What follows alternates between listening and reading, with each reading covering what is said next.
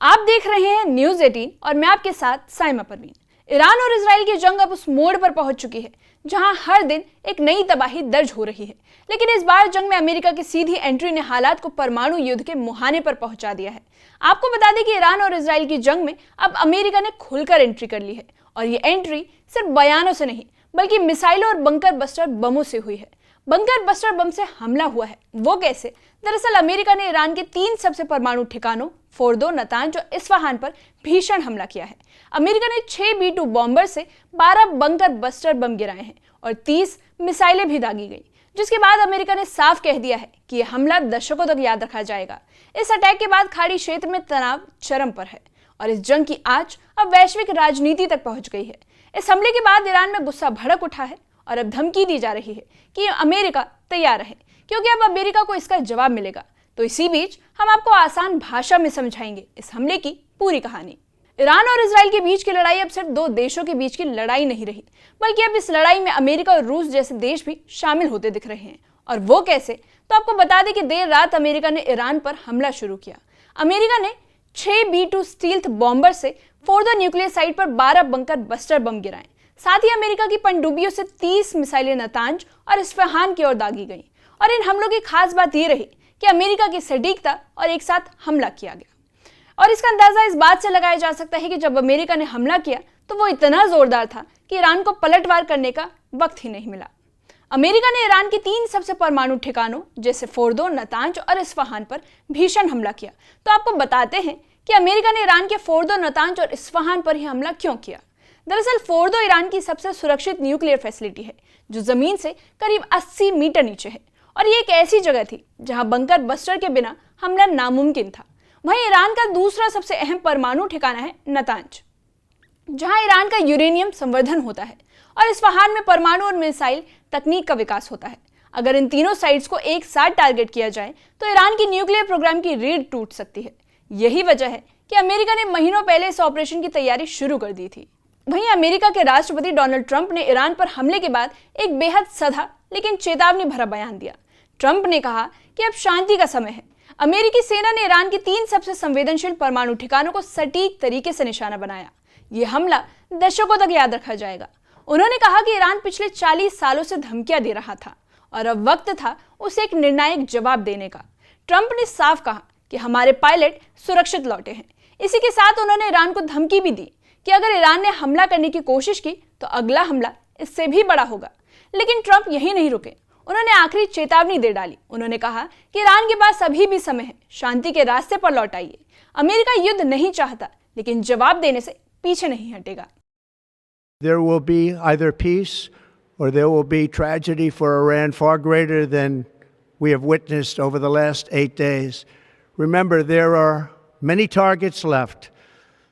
Tonight's was the most difficult of them all, by far, and perhaps the most lethal. But if peace does not come quickly, we will go after those other targets with precision, speed, and skill. लेकिन इन धमकियों के बीच Iran भी कहां चुप बैठने वाला था। अमेरिकी हमले के बाद ईरान ने भी तीखा जवाब दिया। तेहरान से आए आधिकारिक बयान में कहा गया कि अमेरिका को मुंह तोड़ जवाब मिलेगा। ये सिर्फ एक शुरुआत थी, अब तक का सबसे जबरदस्त पलटवार आने वाला है। ईरानी नेतृत्व ने साफ कहा कि अमेरिका ने ये जंग शुरू की है, लेकिन इसका अंत हम करेंगे और वो अंत अमेरिका की उम्मीद से कहीं ज्यादा दर्दनाक होगा। ईरानी अधिकारियों का कहना है कि इस बार जवाब ऐसा होगा जो इतिहास में दर्ज होगा। हम अमेरिका को पहले से कहीं ज्यादा नुकसान पहुंचाएंगे। ईरान ने यह भी कहा कि अपने सैन्य ठिकानों को अलर्ट पर डाल दिया है और क्षेत्र में अपनी मिसाइल यूनिट्स को सक्रिय कर दिया गया है। साथ ही ईरान का आरोप है कि अमेरिका ने इस हमले के जरिए अंतर्राष्ट्रीय कानून और IAEA नियमों का उल्लंघन किया है। न्यूक्लियर फैसिलिटी पर हमला नॉन प्रोलिफरेशन ट्रीटी का उल्लंघन माना जाता है, लेकिन अमेरिका का कहना है कि ईरान ने पहले मिसाइलें दागी, इसलिए उसका जवाब देना बहुत जरूरी था। अब ईरान, इजराइल और अमेरिका के ये मामला संयुक्त राष्ट्र तक पहुंच गया है। We suddenly faced with the aggression by American forces to our nuclear facilities. The Islamic Republic of Iran condemns in the strongest terms the United States' brutal military aggression against Iran's peaceful nuclear facilities. It is an outrageous, grave, and unprecedented violation of the fundamental principles of the Charter of the United Nations and international law.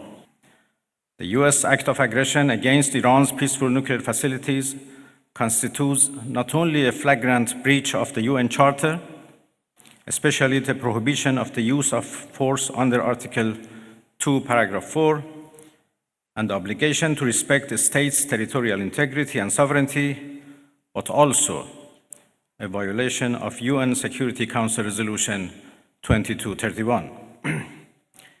It cannot be emphasized enough how much of a devastating blow that the US, a permanent member of the Security Council, has dealt to the global non-proliferation regime.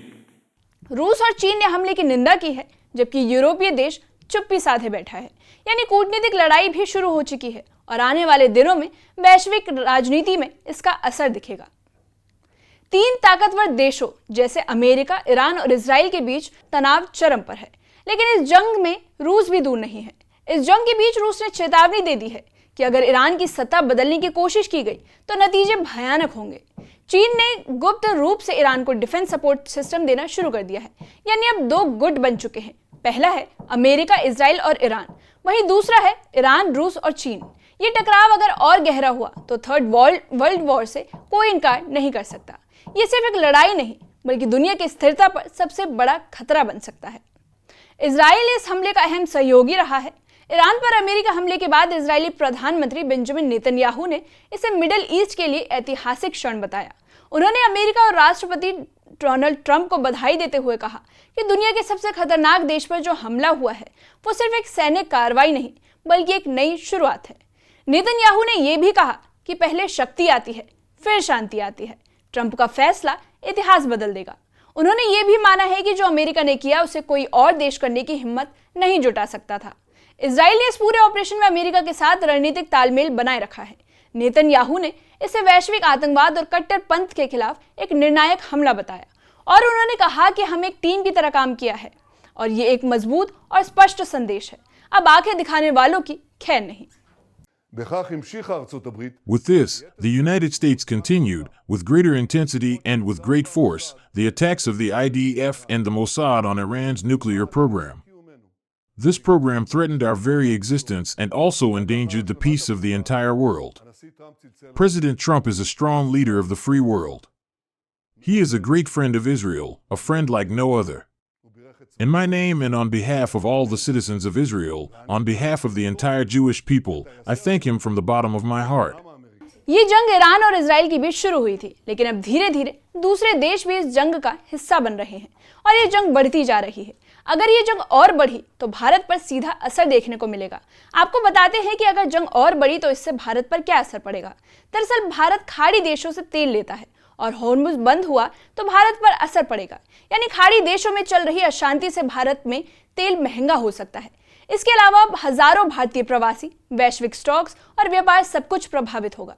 यानी ये सिर्फ एक क्षेत्रीय युद्ध नहीं, इसका असर दुनिया के हर कोने में महसूस होगा। तो अब सवाल ये नहीं रह गया कि हमला किसने किया, अब सवाल ये रह गया है कि अब ये जंग रुकेगी कैसे। अमेरिका ने मिसाइलें दागी, ईरान ने पलटवार किया और इजराइल खुलकर मैदान में उतर चुका है। रूस, चीन जैसे देश भी अब पर्दे के पीछे से निकलकर खुले समर्थन में आ रहे हैं। ऐसे में एक बात तो साफ है, ये कोई सामान्य सैन्य टकराव नहीं, ये एक बड़े युद्ध की आहट है। इस मामले पर आपकी क्या राय है, कमेंट सेक्शन में कमेंट करके बताइए।